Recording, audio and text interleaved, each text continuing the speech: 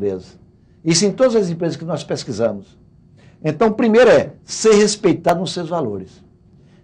Numa empresa, uma empresa tem valores, uns são evangélicos, outros são católicos, uns são budistas, outros são espíritas, cada um tem a sua religião, mas se respeita a religião e os valores de cada elemento. Aí é quando tem a ética do caráter. Segundo o desejo deles, eles gostam de ter o trabalho mais como missão do que um trabalho por trabalhar. Metas, não é só meta. Tem que ter meta, mas quando eles veem que a empresa trabalha a missão, uma coisa maior, quer dizer, você não trabalhar só por dinheiro. Dinheiro certamente não é o que mais valoriza o funcionário. O que mais valoriza é quando ele trabalha por algo superior. E o algo superior tem a ver com a espiritualidade. Outra coisa que eles levam em conta, que ele não fala para o patrão, é a possibilidade de crescimento profissional. Todo líder, todo patrão tem que saber que o funcionário trabalha com sonho em crescimento profissional. É mais ou menos o que aconteceu com essa jornalista Andréa, que eu vi aqui, ela crescendo, essas pessoas que estão aqui nas câmaras, a gente está vendo que esse pessoal está evoluindo, está indo longe. O crescimento profissional, Leonel, não é o crescimento só financeiro, isso faz parte, mas não é tudo. São três coisas que mexem com eles demais. É o crescimento profissional, o crescimento lá no trabalho no profissional que eu falo é em termos de cargo. O outro é o crescimento intelectual na empresa e também um pouco de dinheiro, que ninguém trabalha só pelo sonho, né? A gente tem que alimentar também. Mas tem uma coisa, ter direito ao erro. Todo funcionário, ele se sente bem no lugar que ele pode errar. Ele errando, ele cria melhor, Leonel.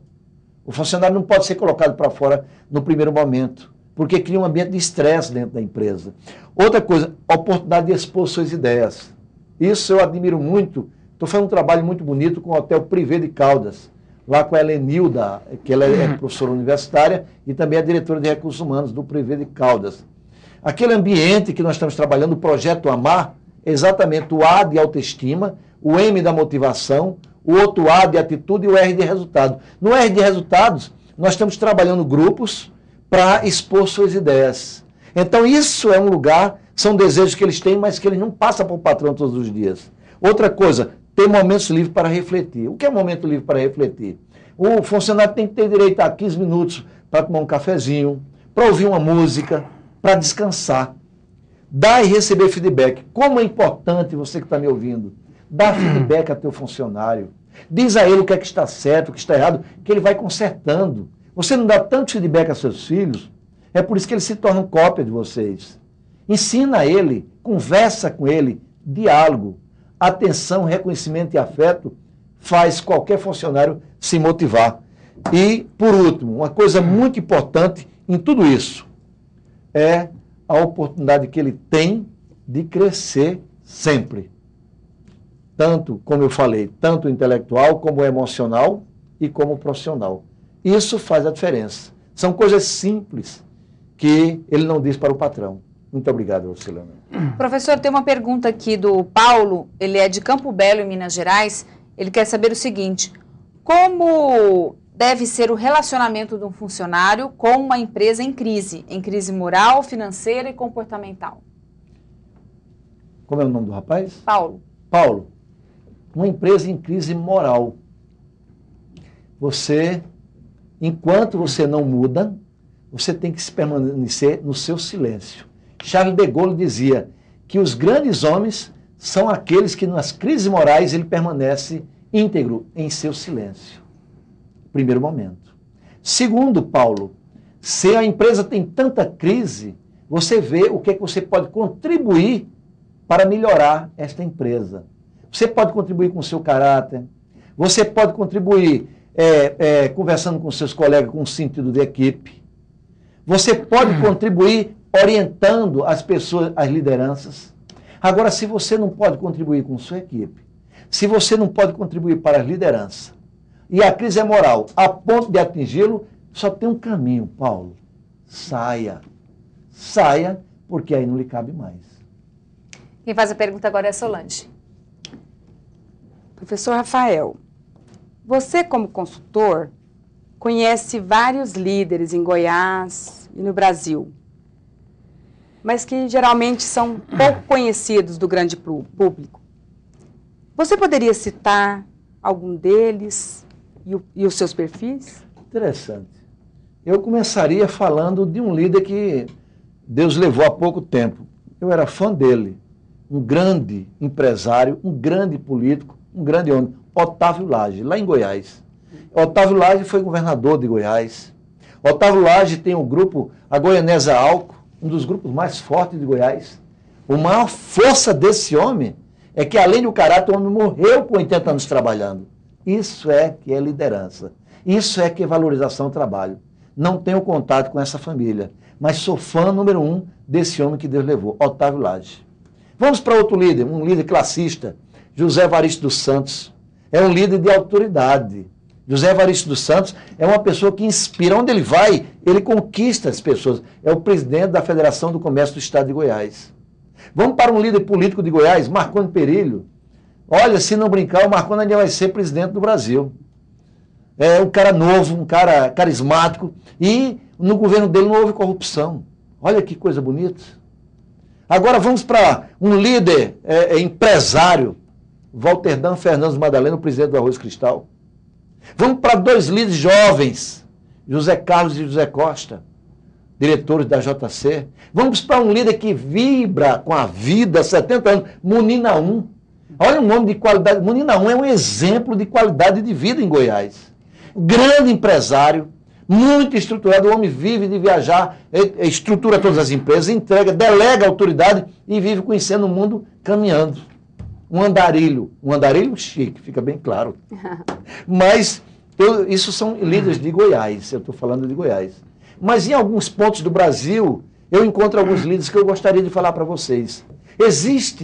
Eu sou paraibano, moro em Goiás há 26 anos, sou natural de uma cidade chamada Picuína, Paraíba. Um beijo para essa cidade que deve estar me ouvindo e que eu amo. A gente nunca pode esquecer do útero, de onde é que você veio. Você nunca pode deixar de ser você mesmo. O maior charme é ser você mesmo. Eu tenho um líder nessa terra que é um líder do amor, é um líder das mãos. É o Sebastião Tiburcio de Lima, um médico. O homem, há 33 anos, vive de tirar a dor das pessoas que sofrem no Curimataú da Paraíba. Eu acho que esse Sebastião Tiburcio, esse homem vive de fazer o bem. De riqueza não tem, mas tem muito caráter. A maior riqueza daquele homem é o coração e as mãos. Eu até homenagearia ele com uma poesia de Berílio Neves que fala: verdes as mãos que pedem esmola. São páginas abertas de um livro chamado Miséria. Verdes as mãos que esbofeteiam. São duras como casco, insensíveis como pedras. Verdes as mãos que rezam. São sonoras e inteligíveis como estrela. Verdes as mãos que curam. São dádiva do Criador. Então, Sebastião Tiburcio de Lima, grande médico, vive de ajudar o próximo. Essa região tem que respeitar esse homem. E às vezes ainda existe ingratidão. Mas eu diria para ele, para toda essa população, que Vitor Hugo diz o seguinte: as pessoas frustradas são ingratas. Elas são ingratas para compensar as suas frustrações. Até isso ele perdoa. É um líder. Vamos para um líder que se renova todos os dias.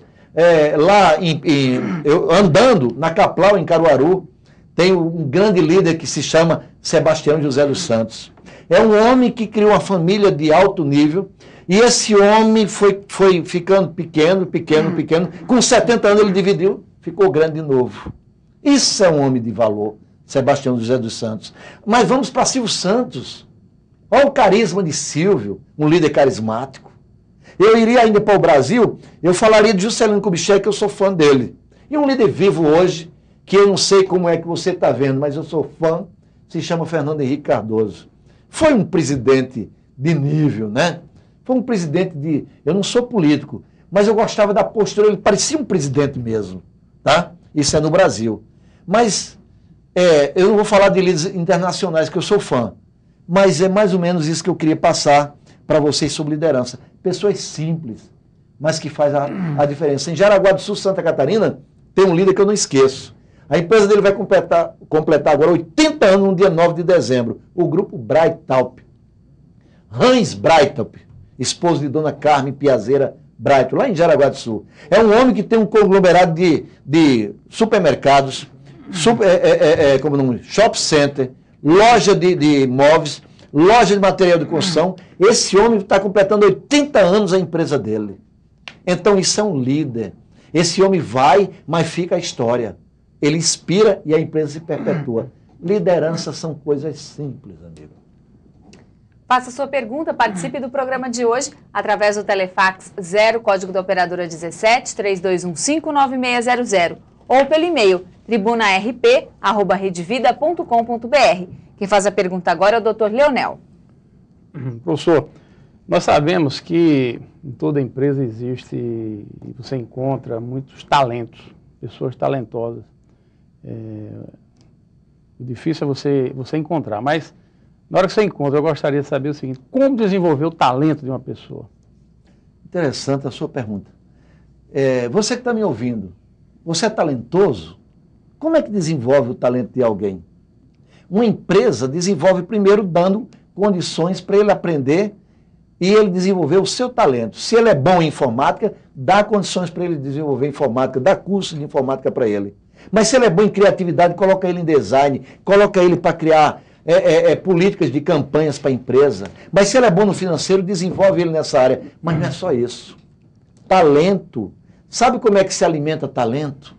Se alimenta talento dando chance dele assistir filme. Se alimenta talento. O talento cresce quando você manda as pessoas assistir teatro. Dá viagem para esses talentos. Banho de cachoeira.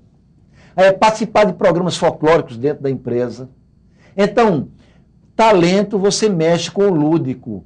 Quanto mais você dá chance das pessoas viver uma rede de vida dessa, como é que desenvolve esses talentos? Leva essas pessoas para conhecer São Paulo, para passear no Ibirapuera.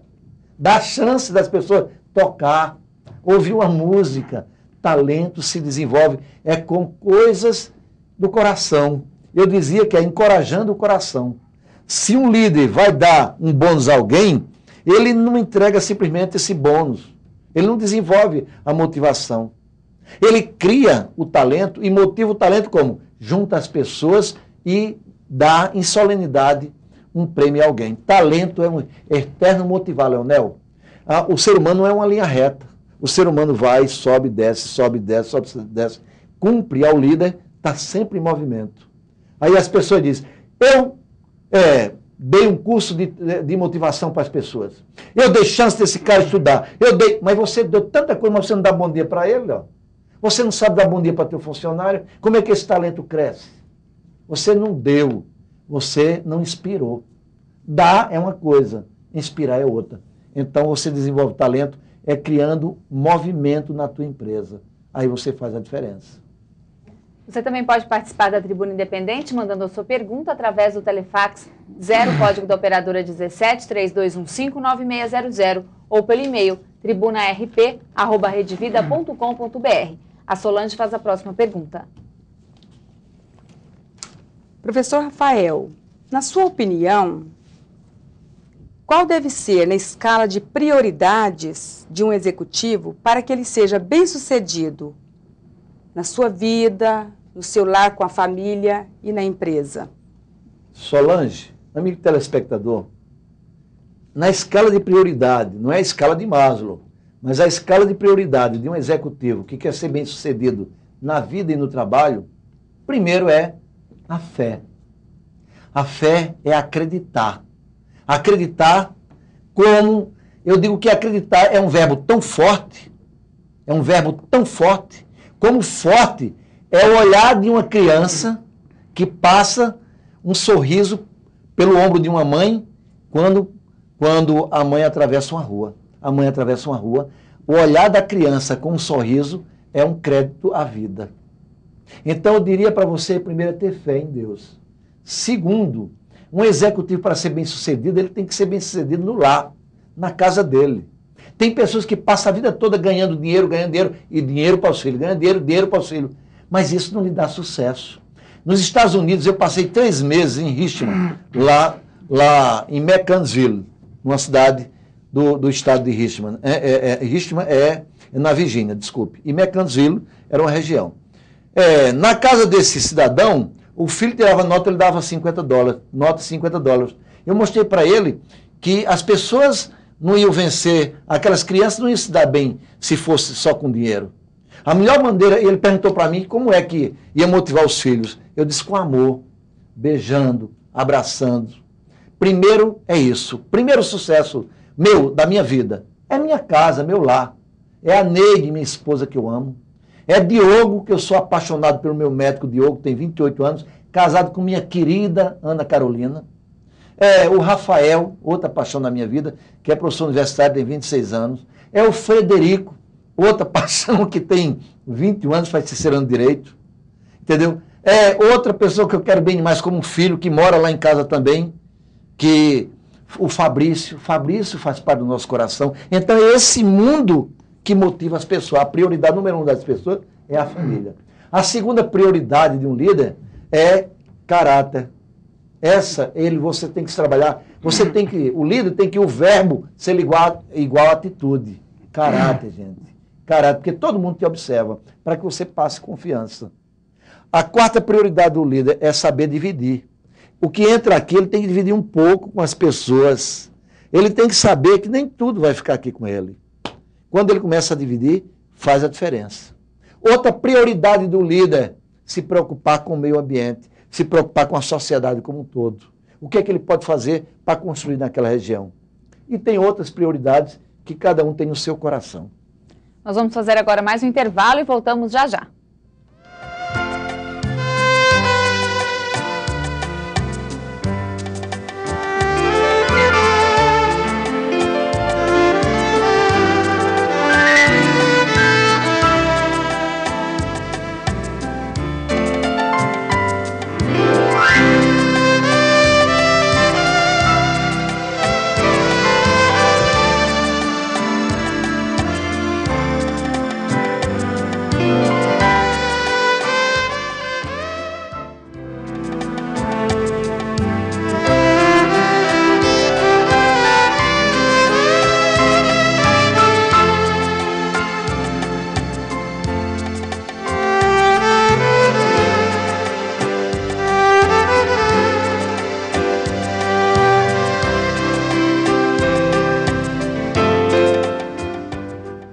Estamos apresentando a Tribuna Independente, ao vivo para todo o Brasil. Recebemos hoje o professor José Rafael de Medeiros, que é escritor, palestrante e consultor. O professor José Rafael responde questões sobre a liderança inovadora, diferença entre poder e autoridade. Quem faz a pergunta agora é o Dr. Leonel. Professor, nós sabemos que um grande patrimônio das empresas são as pessoas, desde que as pessoas também estejam comprometidas. Mas eu acho que as pessoas fazem muito bem as coisas quando fazem com paixão. Eu acho que paixão, qualquer pessoa que faz qualquer coisa com paixão faz bem. Agora, o que fazer para que as pessoas trabalhem, façam seu trabalho em qualquer empresa com paixão? Só uma coisa, Leonel, só uma coisa. Comunicação. Essa pessoa, quando ela se comunica, eu vou dar um exemplo, eu estive em Ozark, no Alabama, e o Dino Auretti, o presidente do grupo, desse grupo lá, que é a Frita Indústria, ele tem empresa no Brasil, tem empresa na Austrália, tem também na França e nos Estados Unidos. Esse homem viaja, quando ele volta, reunir no auditório dele todos os funcionários para contar como é que a empresa dele está na Austrália, como é que a empresa dele está no Brasil. Ele primeiro compromete todo mundo. Ele coloca o maior número possível de pessoas dentro do assunto. Então você começa a se sentir dono. A paixão só cresce quando existe comunicação dos patrões, quando eles têm liberdade para criar, quando você tem liberdade para colocar o seu talento para fora. Isso faz parte de paixão. Sobre paixão que você está falando, eu dou um exemplo aqui um grupo Carlos Lira. O Grupo Carlos Lira é um grupo que tem 17 mil empregados hoje. Dr. Carlos Lira, um dos homens que eu mais admiro como líder no Brasil, ele mora ele mora em Maceió, e ele tem um funcionário que se chama o Assis Gonçalves. Assis Gonçalves tem, se eu não me engano, Assis, me desculpe, mas acho que tem uns 70 anos, e ainda é apaixonado pelo Grupo Carlos Lira. Por que o homem é apaixonado? Porque durante toda a vida o Dr. Carlos Lira valorizou ele. Durante toda a vida usou o talento dele. Então, as pessoas que são valorizadas no seu talento, elas se apaixonam. Agora, tem que ser, sabe, Leonel, não pode ser uma paixão doentia. Porque há uma diferença entre paixão e amor. No meu livro, Marinheiro e a Gaivota, que hoje já está na 2ª edição, eu falo, o marinheiro chega para a gaivota e pergunta, Gaivota, é bom se apaixonar? A gaivota diz, é bom se apaixonar, mas não pode ser uma paixão que excede. Porque a paixão que excede é como uma tempestade, ela vem rápida, deixa, estraga e vai embora. Uma paixão doentia, ela inibe a inteligência do homem. O que prevalece é uma paixão de amor. O que é uma paixão de amor? É a que não excede. Ela é suave como a brisa do mar. Ela vem devagar, vai construindo ao longo dos anos e vai suprindo o vazio das pessoas. Então essa é a verdadeira paixão, a que envolve o amor. Então, Leonel, isso é para você, para os líderes que estão me ouvindo. Comunique-se, valorize o talento, dê vez ao talento e sempre mostre o futuro e leve perto de você, assim como os familiares. Ele se apaixona pela sua empresa. Professor, chegou uma pergunta aqui do Agnaldo, ele é de São Paulo, capital. Ele quer saber o seguinte, como uma equipe de vendas deve se portar quando o líder não convoca a equipe para reuniões periódicas para discutir metas e estratégias de vendas?